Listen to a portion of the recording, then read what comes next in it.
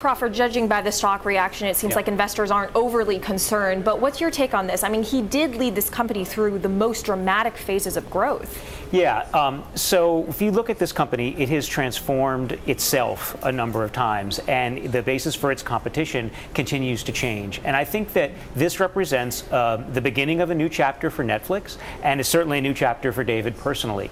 David's had a great run at Netflix, and I think he's going to move on now to this philanthropy. I think for Netflix as a company, I wouldn't be surprised if they doubled down on analytics, doubled down on data to really try to figure out how they can delight customers and maybe even create new kinds of services around their content services in new ways.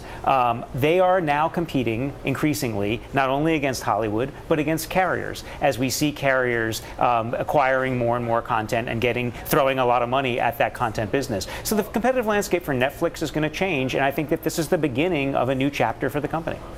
Right, Paul, what are going to be the key priorities of this CFO coming in? Crawford mentioned a changing competitive landscape, carriers getting in as well. As CFO, the first and foremost for the new CFO will be cash flow, trying to get this company to free cash flow positive. Right now, the company burns $3 to $4 billion a year in cash, and that is due primarily to their ever increasing programming budget, which is now north of $8 billion a year. They've been financing their growing programming investments in the debt markets, and that's something that obviously is not a long-term sustainable traditional way of funding it. So they clearly need to get their operations to cash flow positive. That appears to be, at least by our model, several years in the future. So there's going to be a real need to manage the cash flows of this company as it approaches cash flow, free cash flow positive.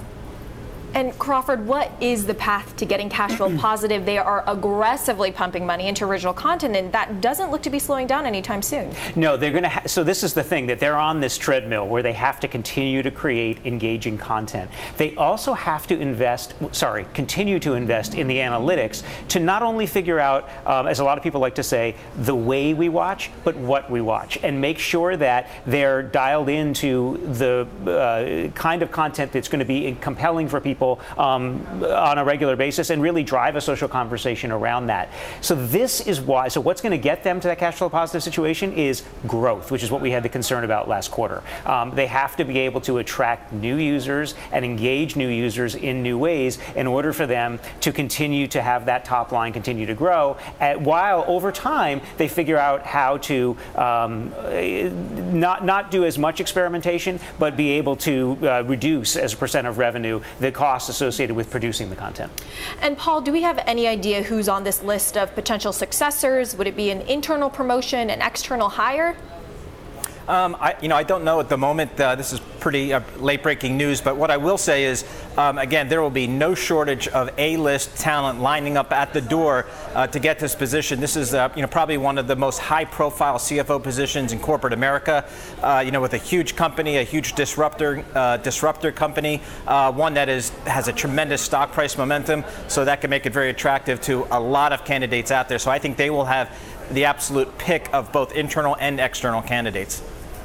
And Crawford, I want to get back to your point on competition. They have the traditional studios, they have the carriers, Disney's another existential threat. Yeah. What is the biggest concern for them moving forward? Well, I think that their biggest concern is not getting into a war that is fought on many, many, many different fronts against some incredibly well-funded competitors, the likes of which, the biggest name on that list is Amazon.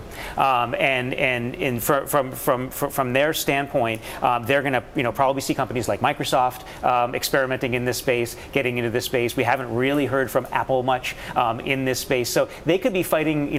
Their biggest problem here is how do they focus on delivering the kind of content that people crave, and also that people are going to get excited about and come back to for more, and not necessarily worry about all these upstarts that are going to be coming into their fray. I think that chief competition is really going to be coming from Amazon in the future. And Netflix also relies on programming from other players, right. And do you think they're going to increasingly be locked out from also being able to stream that content from, Disney, et cetera? So look, this category, this company operates at a tremendous scale, and they have an unbelievable ability to be flexible and really look inward to figure out how to do new things. I don't think they're going to get locked out. I don't think they're going to let them happen. I think content aggregation is also a way for them to drive cash flow in the future.